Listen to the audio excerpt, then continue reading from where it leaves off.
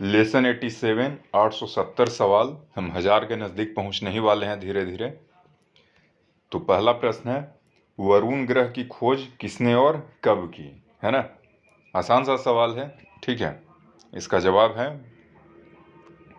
वरुण ग्रह की खोज 1846 में जोहान गाले ने की। ठीक है ना, जोहान गाले ने 1846 में किया। ठीक है, अगला सवाल, इतिहासकारों के अनुसार सिकंदर के आक्रमण के समय भारत में सबसे विकसित दस्तकारी क्या थी? पूछा जाता है ये सवाल। ठीक है, इसका जवाब है सबसे विकसित दस्तकारी बढ़ईगीरी थी। ठीक है ना, सिकंदर के आक्रमण के समय। अगला सवाल, राज्य वित्त आयोग के गठन का प्रावधान किस अनुच्छेद के तहत किया गया है?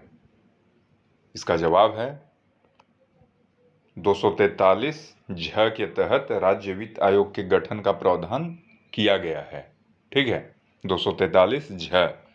अगला सवाल, रुमिनदेई स्तंभ अभिलेख की भाषा कौन सी है? नाम सुना होगा इस स्तंभ अभिलेख का, इसका भाषा क्या है? इसका जवाब है भाषा प्राकृत है ना, रुमिनदेई स्तंभ अभिलेख का। अब अगर ध्यान में, अगर माइंड में अगर आ रहा है भाई स्तंभ था कहाँ, किसका है, किससे जुड़ा हुआ है, अगर ऐसा टेंशन हो रहा है तो बेशक आप एक अच्छे विद्यार्थी हैं। ठीक है, अगला सवाल, किसी भी उच्च न्यायालय में न्यायाधीशों की संख्या में वृद्धि अथवा अतिरिक्त न्यायाधीशों की नियुक्ति कौन कर सकते हैं? उच्च न्यायालय में न्यायाधीशों की संख्या में वृद्धि या अतिरिक्त न्यायाधीशों की नियुक्ति कौन कर सकते हैं? तो इसका जवाब है किसी भी उच्च न्यायालय में न्यायाधीशों की संख्या में वृद्धि अथवा अतिरिक्त न्यायाधीशों की नियुक्ति राष्ट्रपति कर सकते हैं। ठीक है, अगला सवाल, किस पठार को महाराष्ट्र का पठार कहते हैं? इसका जवाब है दक्कन के पठार को महाराष्ट्र का पठार कहते हैं। है ना, अगला सवाल,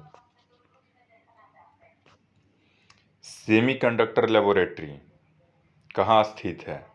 SCL ये कहाँ स्थित है?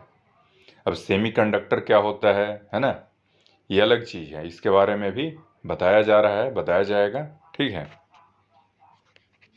इसका जवाब है फिलहाल ये देखते हैं, चंडीगढ़ के मोहाली में SCL स्थित है। ठीक है, अगला सवाल, प्रदूषण फैलाने वाले उद्योगों को मिलियन नगरों से कम कितनी दूर होनी चाहिए? इसका जवाब है मिलियन नगरों से कम 25 किलोमीटर दूर होना चाहिए। ठीक है ना, अगला सवाल देखते हैं क्या है, महाभारत काल में पंजाब का वर्णन किस नाम से हुआ है? इसका जवाब है महाभारत काल में पंजाब का वर्णन पंचनद नाम से हुआ है। ठीक है, अगला सवाल, पछुआ पवन की तीव्रता उत्तरी गोलार्ध में अधिक क्यों होता है? जो पछुआ पवन का तीव्रता है उत्तरी गोलार्ध में अधिक क्यों होता है? ये धरती है ना, यह है दक्षिणी गोलार्ध, उधर है उत्तरी गोलार्ध, तो इसी में पछुआ पवन की तीव्रता अधिक क्यों होती है? ठीक है, तो इसका जवाब है तीव्रता जो है उत्तरी गोलार्ध में अधिक होता है क्योंकि उत्तरी गोलार्ध में स्थल भाग अधिक है। ठीक है ना, इसका रीजन यही है कि भाई स्थल भाग अधिक है ना। अगला सवाल देखते हैं क्या है, कितने प्रश्न का जवाब पहले से पता था?